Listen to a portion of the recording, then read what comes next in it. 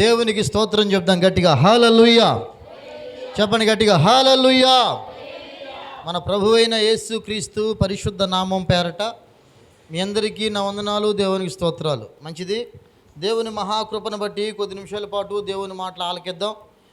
వినగల చెవిని, గ్రహించగల మనస్సును నా దేవుడు మనకు అనుగ్రహించునుగాక. ఆమేన్. హల్లెలూయా, హల్లెలూయా. ఒక చక్కని మాట బైబిల్లోంచి చదువుదాం. కీర్తనల గ్రంథం 50వ కీర్తన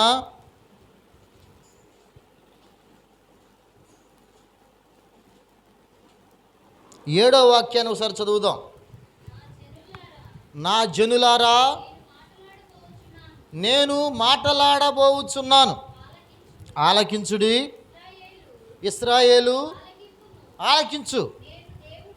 నేను దేవుడను, నీ దేవుడను, నేను నీ మీద సాక్ష్యము పలికెదను. దేవునికి స్తోత్రం చెప్దాం. చెప్పండి గట్టిగా, హల్లెలూయా, హల్లెలూయా. నా ప్రియమైన వారలారా, దైవ చిత్తానుసారంగా నడిపించబడుటకు, దేవుని చిత్త ప్రకారంగా నిలబెట్టబడుటకు ఒక అవకాశం మనకు భూమి మీద కలిగింది అంటే దానికి కారణం యేసుక్రీస్తు శిలువ మరణం. యేసుక్రీస్తు శిలువ మరణం లేకపోతే మనం ఎక్కడో పాపాంధకారంలో ఉండేవాళ్ళం. అయితే యేసుక్రీస్తు శిలువ మరణము అనే వెలుగు మనల్ని, మన బ్రతుకుల్ని వెలిగించి ఒక దేదీప్యమానమైన ప్రకాశమానమైన వెలుగులో మనల్ని పెట్టి మనము కూడా నలుగురికి ఉపయోగపడేటట్లుగా వెలిగించింది. ఆ కారణం చేత మనము ఈరోజు భూమి మీద క్రైస్తవులమండి అని కొంచెం మంచి పనులు చేయడానికి ప్రభు సహాయం చేస్తూ వచ్చారు. ఎందుకు ఈ మాట చెప్తున్నానంటే, మనము వెలుగుతున్న వెలుగు ఈక్వల్ టు మన సాక్ష్యము. ఈ రోజున ప్రభు మనతో మాట్లాడుతున్న ధ్యానాంశం పేరు దేవుడు మన మీద పలికే సాక్ష్యం. దేవుడు మన గురించి చెప్పే సాక్ష్యం ఏంటి? మనుషులు కొంతమంది గురించి సాక్ష్యం చెప్తారు. ఎందుకు? ఉదాహరణకు ఒక మాట. ఆ మధ్య ఒక తమ్ముడు నాకు తారసపడి ఒక మాట అడిగాడు. అదేంటంటే, అన్నయ్య, మాకు కొంచెం ఇంట్లో పరిస్థితి బాగాలేదన్నయ్య, నాకు కొంచెం డబ్బులు అవసరం ఉంది, కొంచెం దయచేసి హెల్ప్ చేస్తారా అన్నట్టు అడిగాడు. సరే, ఇంట్లో కొంచెం ఇబ్బంది అన్నాడు కాబట్టి అది మనం ఆలోచించాల్సిన అవసరం లేదు. కాబట్టి కొంచెం నేను తమ్ముడికి హెల్ప్ చేశాను. ఎంతో తర్వాత హెల్ప్ చేశాను. విషయం ఏంటంటే, ఇంట్లో బాగానే ఉంది, వీడి ఒంట్లోనే బాలా, వీడి నడవడికే బాలా, సొంత ఖర్చులకి డబ్బులు లేవని డబ్బులు తీసుకున్నాడు వీడు. సరే తీసుకున్నాడు, ఏదేమైనా ఇంట్లో వాళ్ళ పేరు చెప్పారు కానీ తప్పలా. అయితే విషయం ఏం జరిగిందంటే, కొద్ది రోజుల తర్వాత మళ్ళీ అదే ప్రశ్నతో, అదే ఆలోచనతో నా దగ్గరికి వచ్చాడు. అన్నయ్య, పోయినసారి మీరు హెల్ప్ చేశారు, మేము చాలా సంతోషించామన్నా, మీరు మళ్ళీ కొంచెం ఒకసారి హెల్ప్ చేయాలి.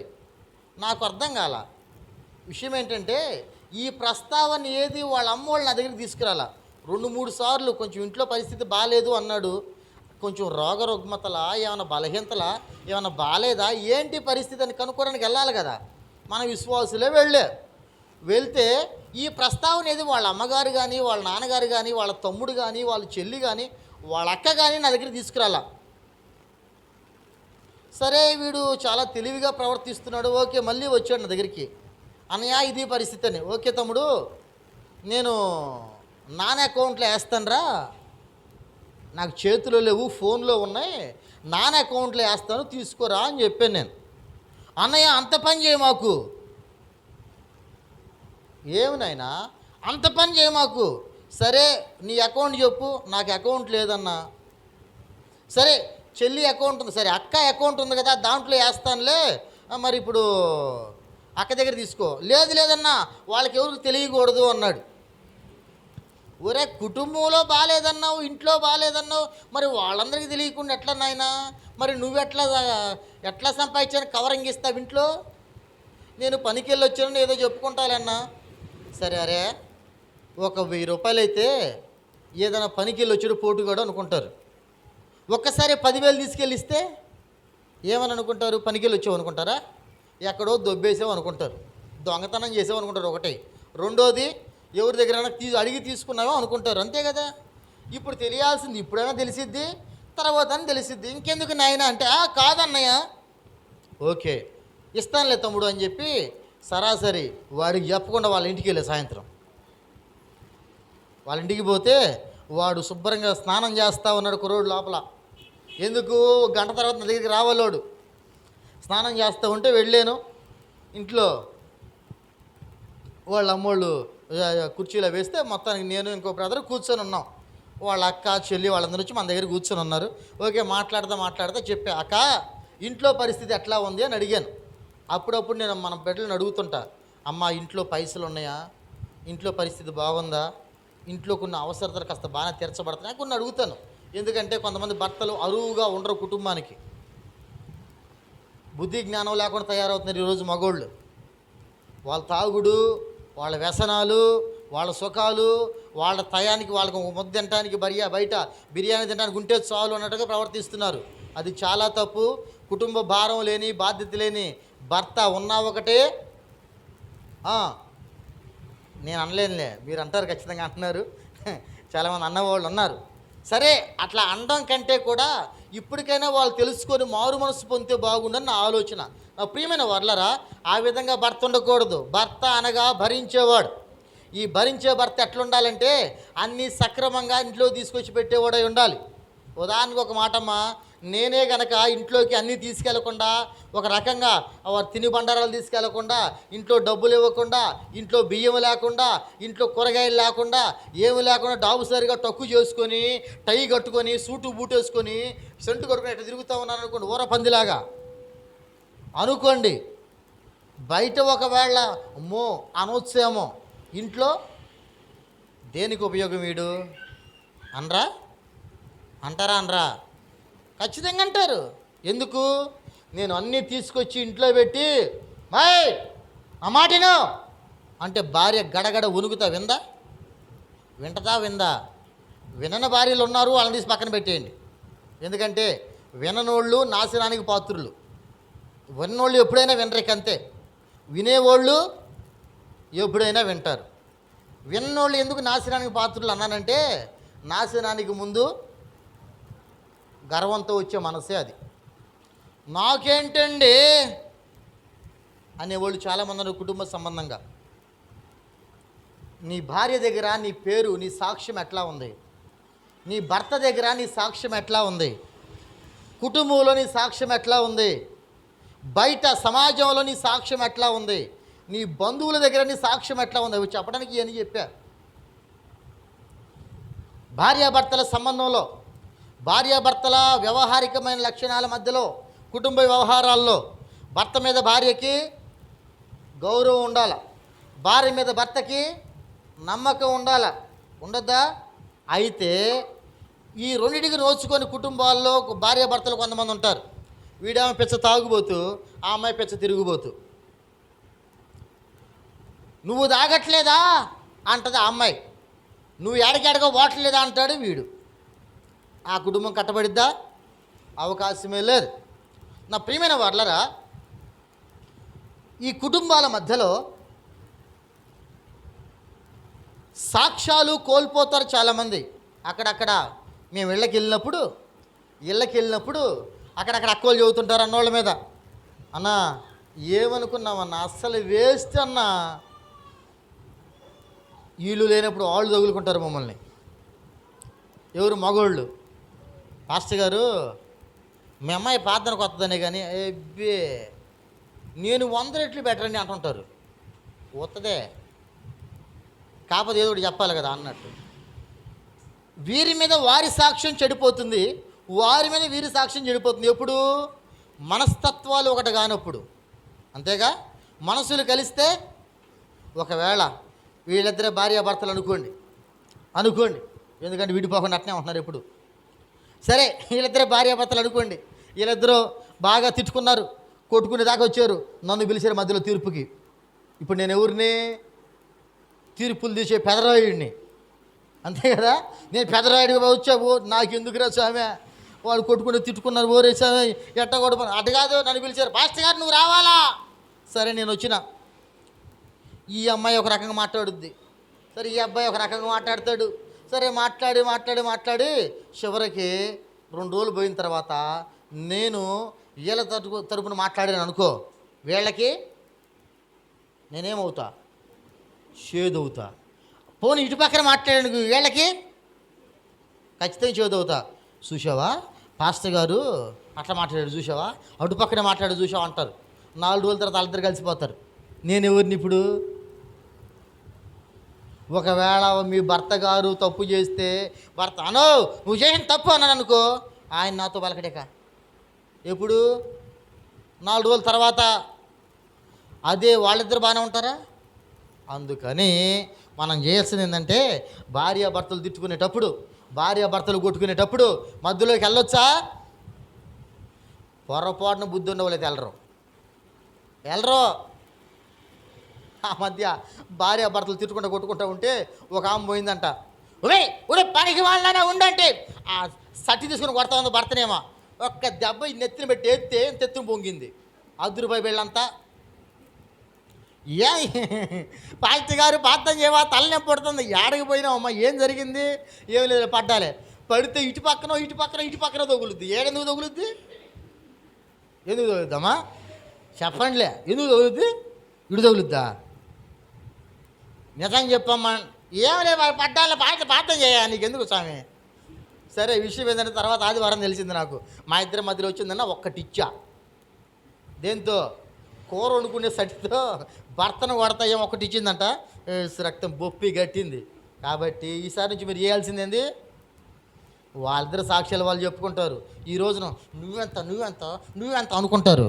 రేపొద్దున అమ్మ నువ్వు లేకపోతే నేను లేనమ్మా, అమ్మ పాస్టర్ గారు ఏమని నేను చెప్పకూడదు. కానీ బేభత్సంగా తిట్టుకున్న వాళ్ళు జుట్లు వేసుకొని నడి బజార్లో కొట్టుకున్న భార్యాభర్తల వాళ్ళు దగ్గర 1 సంవత్సరం తర్వాత వాళ్ళ ఇంటికి నేను పోతే, నేను చెప్పకూడదు కానీ పాస్టర్ గారు అమ్మాయిలు అయితే నా బతుకు లేదని అన్నాడు ఆయన. ఇప్పుడు నేను ఎవరిని మధ్యలో? అప్పుడు నేను చూసా, నేను సర్ది చేయడం సరే అబ్బే ఎవరేనలా ఈ నుండి నా అమ్మాయిలు అది నేను లేదంటారు. ఆ అమ్మాయి అండి వస్తుందే పాస్టర్ గారు, ఆయన ఏదో చెబుతుంటాడు కానీ నా భర్త లేకపోతే అస్సలు నేను లేనండి. ఇప్పుడు దీంట్లో ఏది నిజం? ఆ రోజు రోడ్డు మీదకి వచ్చి కొట్టుకున్నంత నిజమా? ఈరోజు చెబుతున్న మాట నిజమా? దేవుడు వేసిన బంధం అటువంటిది. వాడి మధ్యలో సాక్ష్యం ఎప్పుడైనా బాగానే ఉంటుంది. కాబట్టి మనం దూరకూడదు. ఓకే సరే మంచిది. ప్రభువు చెప్తున్నాడు నేనే. ఎవరు? నేనే నీ గురించి ఒక సాక్ష్యం చెప్తా. ఏం చెబుతాను? గట్టిగా చెప్పండి. ఏం చెప్తాను? సాక్ష్యం చెబుతా.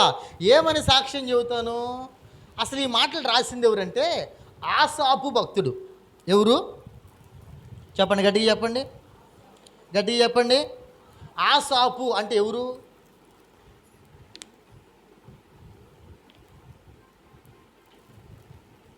ఆసాపు అంటే ఒక మంచి ప్రార్థనాపరుడు. ఎవరమ్మా? ఓ మంచి ప్రార్థనాపరుడు ఆసాపు. అయితే జరిగింది ఏంటంటే, జాగ్రత్తగా వినండి మాటలు. ఆసాపు చిన్న గుడిసెలో ఉంటున్నాడు. దేంట్లో? చిన్న గుడిసె ఉంటున్నాడు. ఆసాపు కొంతమంది పిల్లలు పుట్టారు. అదే గుడిసె. పిల్లలు చిన్నగా ఎదుగుతున్నారు. అదే గుడిసె. పిల్లలు పెళ్ళికి ఎదిగారు. అదే గుడిసె. మార్పు లేదు. అయితే ఆసాపు పుట్టినప్పుడు మొదలుకొని, ఆసాపు చిన్నప్పటి నుంచి మొదలుకొని అదే గుడిసెలో పెరిగాడు. ఆసాపు పిల్లలు ఎదిగేసరికి ఆసాపుకి ఇంటికి కుడి చేతి పక్కన ఒక పెద్ద బిల్డింగ్ లేసింది. వాళ్ళు కూడా ఒకప్పుడు ఇట్లా గుడిసెలో ఉన్నవాళ్ళే. కొన్ని రోజులకి ఇటు పక్కన ఒక పెద్ద మిద్దెలేసింది. పెద్దది. వెనక పక్కన ఒక పెద్ద భవనం, ఇంద్రభవనం. ఆ ముందు పక్కన అసలు చెప్పలేము పెద్ద కాంప్లెక్స్. అంటే ఇప్పుడు నాలుగు పక్కల పెద్ద బిల్డింగులు, చిన్నవి కాదు పెద్దవి. ఇది పక్కింటోళ్ళు ఇంత బంగారం కొన్నారు, మా చూస్తున్నారు నన్ను. ఇటు పక్కింటోళ్ళు ఇన్ని వజ్రాలకు వారసులు అయ్యారు. వెనకింటోళ్ళు మంచి మంచి కారులు కొన్నారు. ముందింటోళ్ళు మంచి మంచి ఎకరాల స్థలాలు కొన్నారు. ఇప్పుడు ఆసాపు ఏం కొన్నాడు? కొన్నాడా? ఏమన్నా కొన్నాడా? చెప్పాలి మీరు నాకు చెప్పాలి. ఏమన్నా కొన్నాడా? ఏమి కొనలా. అయితే ఏమీ కొనలా. ఇతనికి లాభప్రాప్తి లేదు. ఇతను లాభం పొందలేకపోయాడు. ఏమీ కొనలా. విషయం ఏంటంటే, ఒక రోజున ప్రార్థన చేస్తూ ఉన్నాడు. దేవా, నా ఎదురింటోళ్ళు చూస్తే చాలా ధనవంతులు అయిపోయారు. నా చుట్టుపక్కల ఎవరిని చూసినా చాలా ఉండవాళ్ళు అయిపోయారు. మరి నేను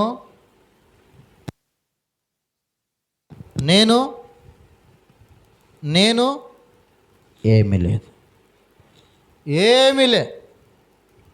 ఏమీ లేను అయిపోయా. నేను చిన్నప్పటి నుంచి ఎక్కడున్నాను? చెప్పాలి. చిన్న గుడిసెలో. ఇప్పుడు నా పిల్లలు పెళ్ళిడికి ఎదిగారు. ఇప్పుడు ఎక్కడున్నాను?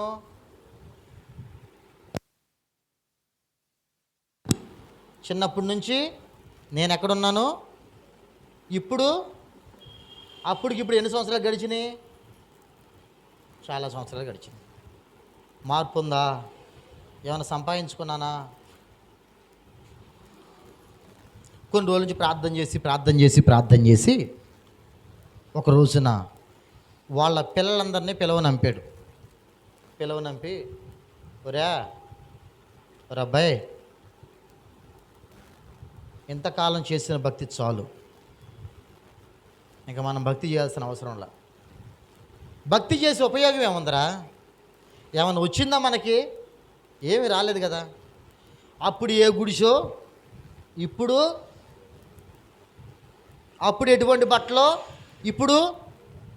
అప్పుడు ఎటువంటి తిండో, ఇప్పుడు ఏమన్నా మార్పు ఉందా?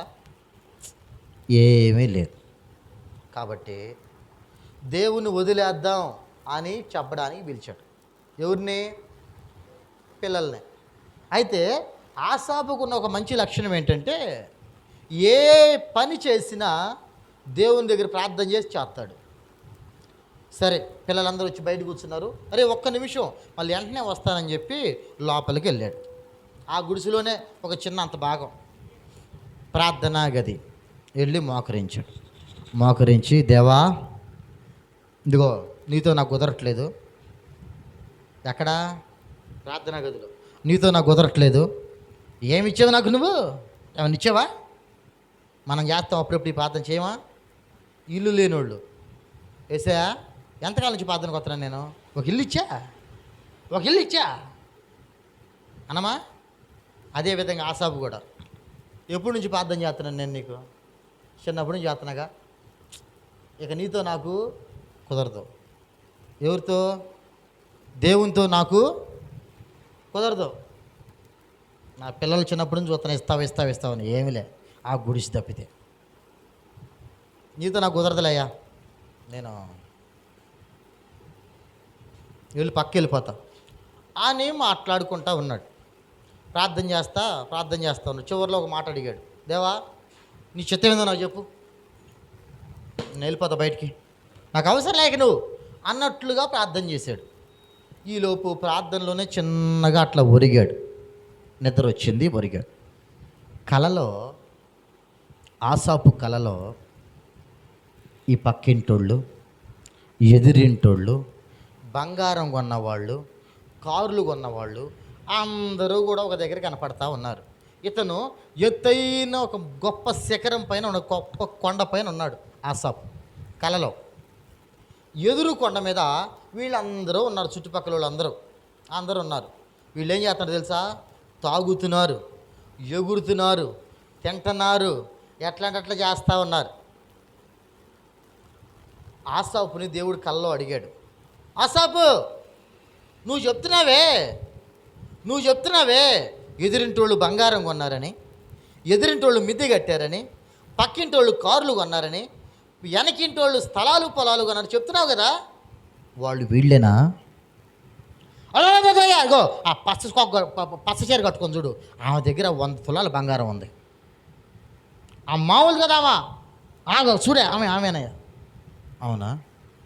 ఆమె కాళ్ళ దగ్గర చూడు స్థితి ఎట్లా ఉందో. వాళ్ళు ఎక్కడున్నారంటే ఎత్తైన కొండ ఇట్లా ఇట్లా ఉంది, జారుడు బలలాగా. ఈ పైన ఆడుతూ ఉన్నారు, తాగుతూ ఉన్నారు, ఎగురుతూ ఉన్నారు, బంగారు వేసుకొని చిందులు వేస్తూ ఉన్నారు. చూడు ఆమె ఎక్కడుందో చూడు. అయ్యా పడిపోయేటట్టుందయ్యా, ఆమె చూసుకోవట్లా, ముందుకు వస్తానే ఉంది, పడిపోయేటట్టుంది అయ్యా అంటానే ఉన్నాడు.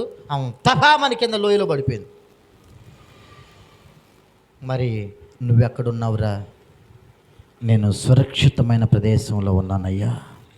నువ్వు పడతావా కిందకి? నేను పడినయ్యా, మంచి ప్రదేశంలో ఉన్నాను నేను.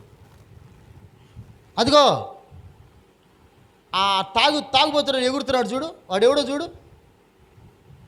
అయ్యా వాడేనయ్యా, 15 కార్లు కొన్నాడయ్యా వాడు. అవునా? వాడు ఎక్కడున్నాడు చూడు, తాగి ఎగురుతా ఉన్నాడు. అయ్యా పడతాడేమో పడిపోతాడేమో అంటానే ఉన్నాడు. తపామని పడ్డాడు లోపల. మరి నువ్వెక్కడున్నావు? సురక్షితమైన ప్రదేశంలో ఉన్నావు. దేవునికి స్తోత్రం చెప్దాం. చెప్పండి గట్టిగా హల్లెలూయా. ఈ మాట, ఈ దర్శనం, ఈ కళ చూడగానే వెంటనే దిగ్గున లేచాడు ఆసాపు. లేచి హడావుడిగా బయటకు వచ్చి వాళ్ళ కొడుకులతో ఒక మాట చెప్తున్నాడు. ఏమని చెప్పాలని పిలిచాడు వాళ్ళని? ఇక చాలు, ఇవన్నీ అవసరం లేదు రబ్బాయి అని పిలిచాడు చెప్దామని. ఇప్పుడేమన్నాడు తెలుసా? ఒరే నాయన్లారా, మీ ప్రాణం పోయినా కానీ దేవుణ్ణి వదిలిపెట్టమాకండి. కూడా చప్పట్ల గట్టిగా. మీ ప్రాణము పోయినా కానీ యేసయ్యని విడిచిపెట్టద్దు. ఎంత మార్పు వచ్చింది! ఒక్క కళ అతని స్థితిని మార్చేసింది. అటువంటి భక్తుడు రాస్తున్న మాటలు ఇవి. ఇప్పుడు మనం చదువుకున్న మాటలు ఏమని? చివరి మాట చదువుతున్నాను నేను. ఇశ్రాయేలు ఆలకింపుము, నేను దేవుడను, నీ దేవుడను, నేను నీ రక్తం జయము, నేను నీ మీద సాక్ష్యము పలికెదను. ఏం పలుకుతాడు? ఇప్పుడు ఒకవేళ నీ మీద దేవుడు సాక్ష్యం పలకాలంటే నీవెలా ఉన్నావు? ఎలా ఉన్నావు తల్లి? మంచిగా ఉన్నావా? అన్ని విషయాలు బాగున్నావా? అన్ని విషయాలు బాగున్నాయా? అన్ని పరిస్థితులు బాగున్నాయా? స్థితిగతులన్నీ బాగున్నాయా? నువ్వు అన్ని దేవునికి అనుకూలంగా ఉన్నావా? అన్ని అనుకూలంగా నడిపించబడే భాగ్యము, పరిస్థితులు ఇవన్నీ కలిగి ఉన్నావా? నువ్వు కలిగి ఉంటే బాగుంటుంది అని దేవుని చిత్తం. 1, 2 మంచి సాక్ష్యాలు పొందిన దైవ భక్తులను చూయించి నా మాటలు నేను ముగిస్తా. చదువుదాం. యోబు గ్రంథం 1వ అధ్యాయం 1వ వాక్యం.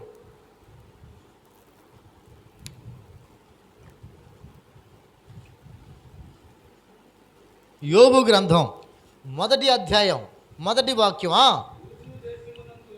ఊజు దేశమునందు యోబు అని ఒక మనుష్యుడున్నాడు.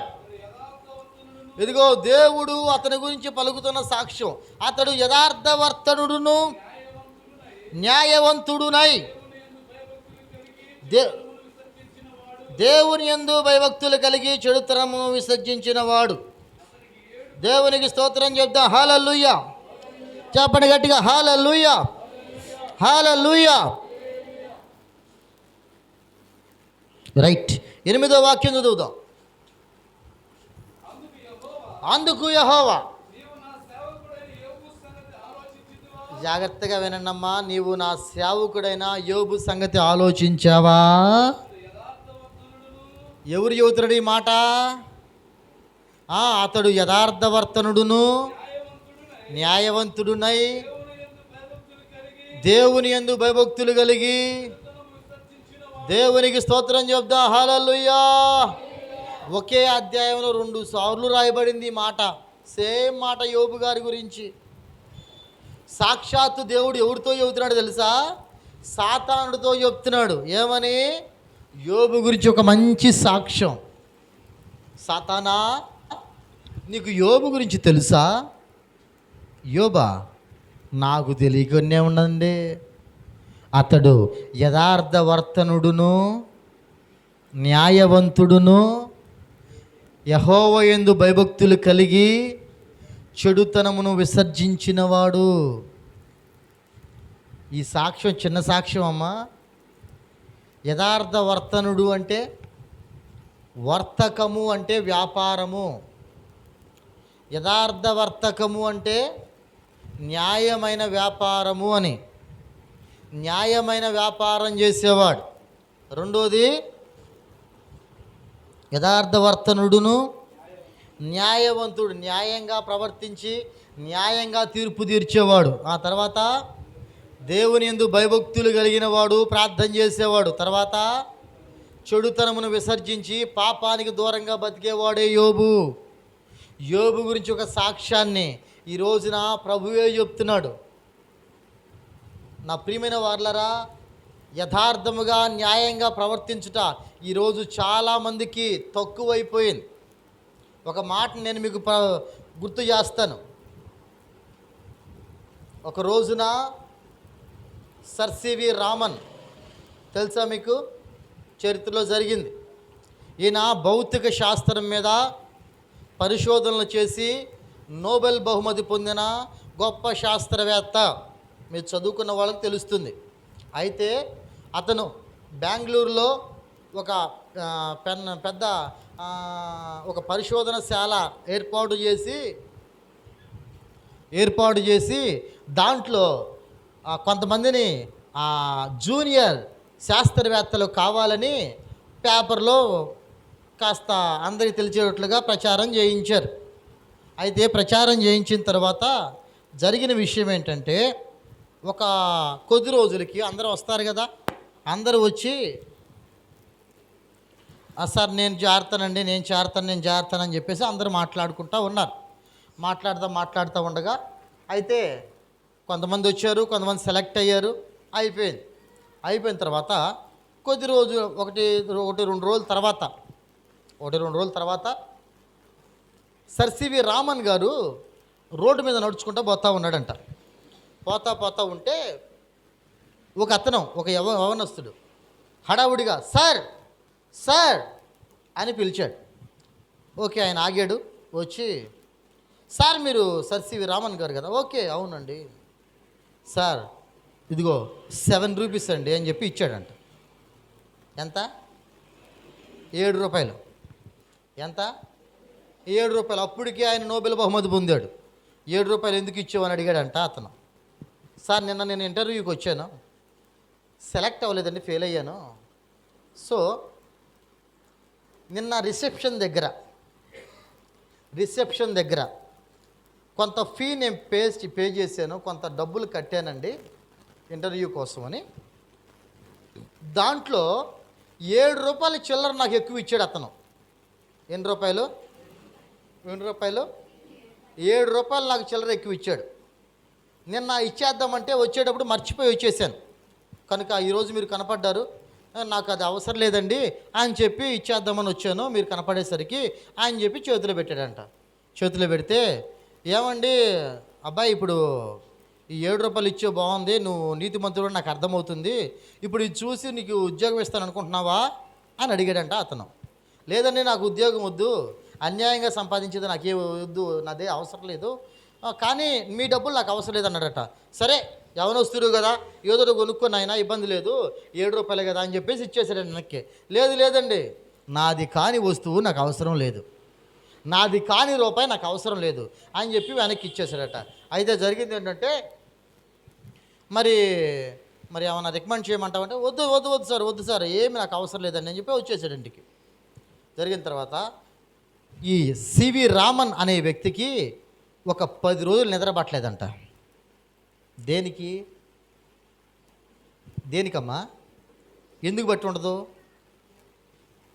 ఈ విషయం గురించి ఆలోచిస్తే సరిగా 10 రోజులు నిద్రపోలేదంట అతను. డబ్బులు ఎక్కువ ఇచ్చారు, వెనక్కి వచ్చి మరీ బతిమలాడి మరీ డబ్బులు ఇచ్చేవాళ్ళు ఉన్నారా? లేరు.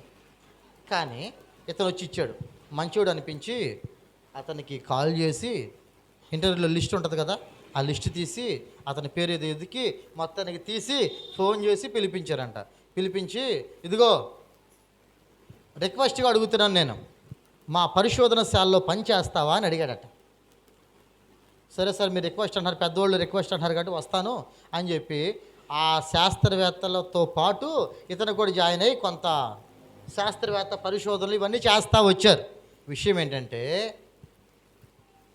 ఇతను పరిశోధనలు చేస్తూ చేస్తూ చేస్తూ చేస్తూ కొంతకాలానికి వేరే దేశం వెళ్ళి అక్కడ కూడా పరిశోధనలు గడుపుతూ పరిశోధనలు చేస్తూ ఏదైతే సివి రామన్ గారు నోబెల్ బహుమతి పొందారు కదా, అదే విధంగా ఇతను కూడా నోబెల్ బహుమతి పొందాడు. దేవునికి స్తోత్రం చెప్దాం గట్టిగా, హల్లెలూయా హల్లెలూయా. అతని పేరే నారాయణ్ చంద్రశేఖర్. ఇతను కూడా నోబెల్ బహుమతి పొందిన గొప్ప శాస్త్రవేత్త. ఇప్పుడు అతన్ని అక్కడక్కడ అంటారట, అతను కూడా చెప్పుకుంటాడంట, ఏంటి బాబు నీకు నోబెల్ బహుమతి రావడానికి కారణం ఏంటంటే, కారణము 7 రూపాయలండి అని చెప్తాడట. నీకు సివి రామన్ గారు మిమ్మల్ని పిలవడానికి కారణం ఏంటంటే 7 రూపాయలండి అని చెప్తాడట.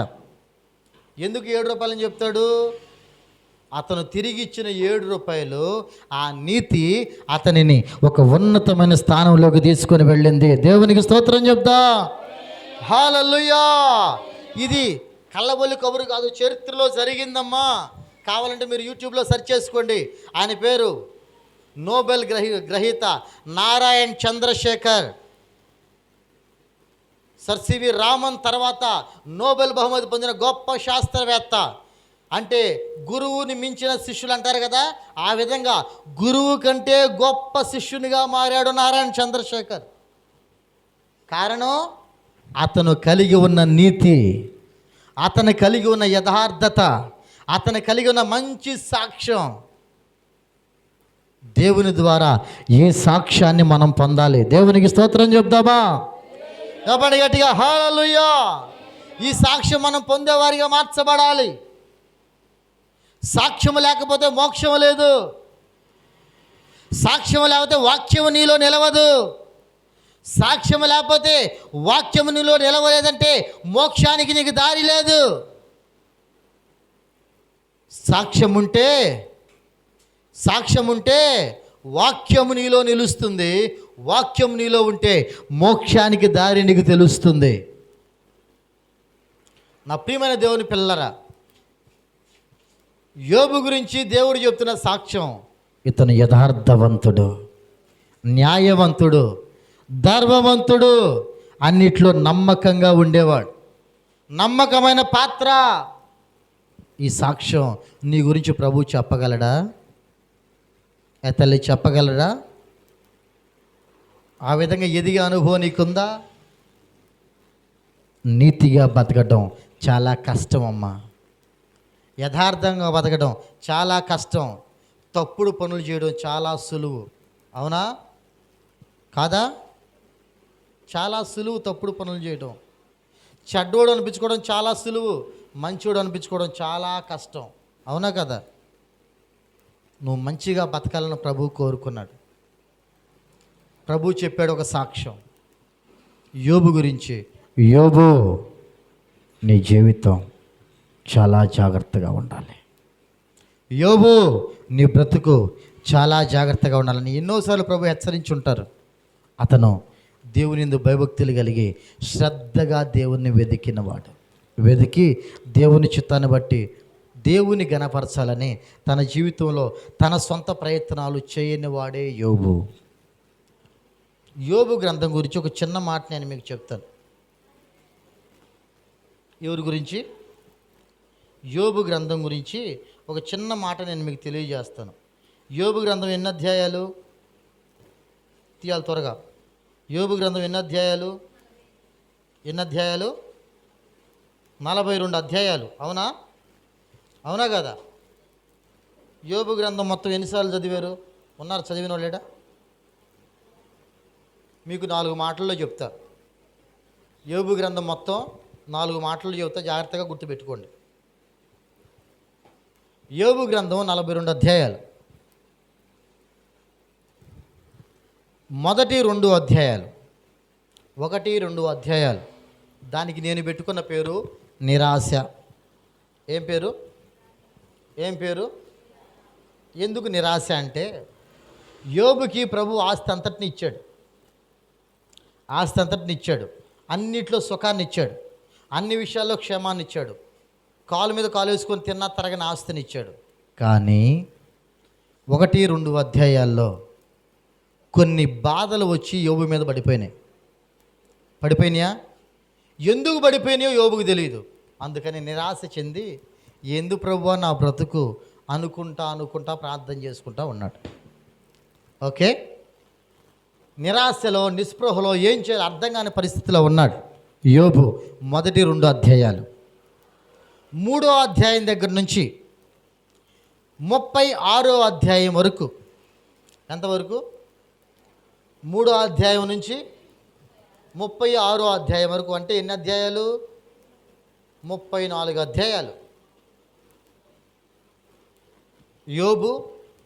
యోబుకు 4 స్నేహితులు, తర్వాత యోబు భార్య, వీళ్ళైదుగురు కలిసి, యోబుకు 4 స్నేహితులు, యోబు భార్య, వీళ్ళైదుగురు కలిసి యోబుని పొడిచిన చోట పొడవకుండా పొడుస్తున్నారు మాటలతో.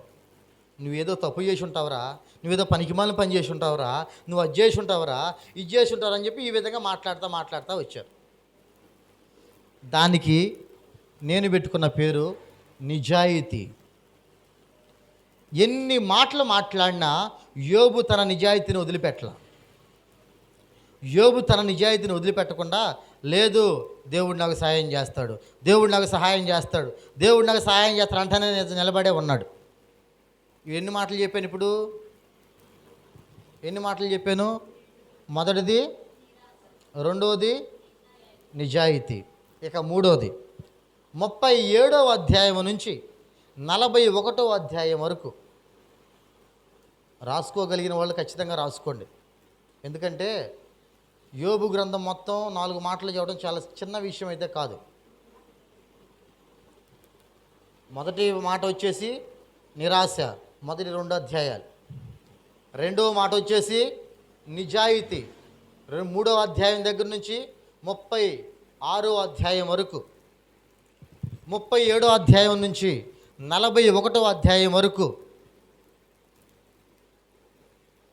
దానికి నేను పెట్టుకున్న పేరు నిశ్శబ్దం. ఎందుకంటే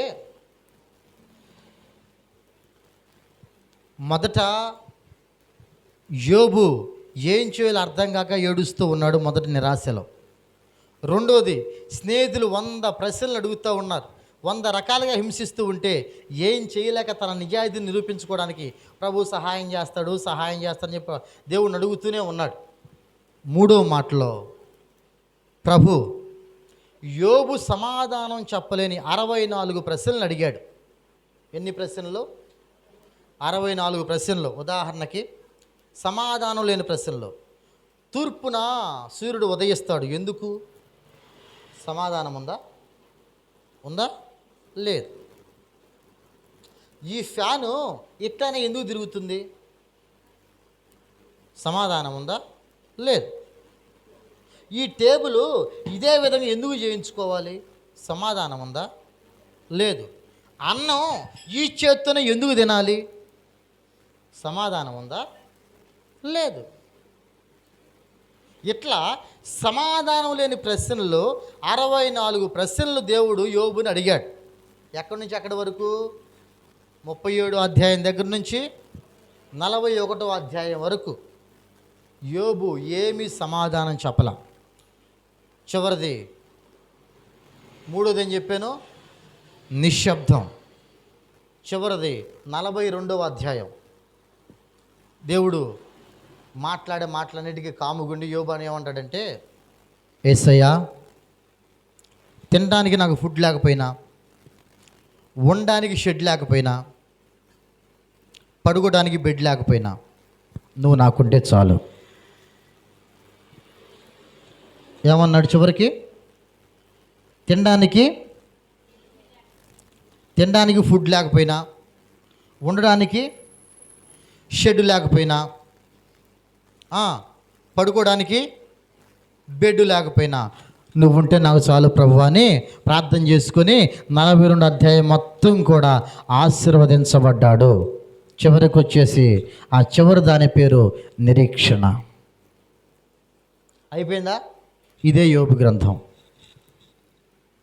మొదటిది నిరాశ, రెండవది నిజాయితీ, మూడవది నిశ్శబ్దం, నాలుగవది నిరీక్షణ. 4 నీళ్ళు సరిపోయినాయా? ఇదే యోబు గ్రంథం. నా ప్రియమైన వార్లరా, ఎందుకు ఈ మాటలను నేను గుర్తు చేస్తున్నానంటే, దేవుడు నీ గురించి ఒక ప్రణాళిక కలిగి ఉన్నాడు. ఆ ప్రణాళిక కలిగి ఉన్న దేవుడు నీకు ఒక సాక్ష్యం చెప్తూ ఉన్నాడు నీ గురించి. నువ్వు ఎలాంటి దానివి, నువ్వు ఎలాంటి వాడివి.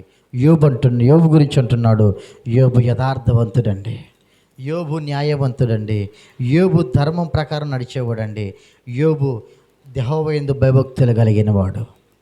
మరి నీ గురించి దేవుని సాక్ష్యం ఏంటి? ఆ ప్రియమైన వార్లారా, ఆలోచించుకో. దైవ చిత్తానుసారంగా నువ్వు నడిపించబడుటకు సమయం ఆసన్నమైంది. దేవుని కృప చొప్పున నువ్వు నిలబట్టబట్టుకు సమయం ఆసన్నమైంది. దైవ చిత్తానుసారంగా నువ్వు ఉండుటకు సమయం వచ్చింది. ప్రభు నీ మీద ఒక సాక్ష్యం పలకబోతున్నాడు. నువ్వు మంచిదానివా చెడ్డదానివా నీకే తెలియాలి. అయితే మంచి చెడులు నిర్ణయించేది ప్రభు.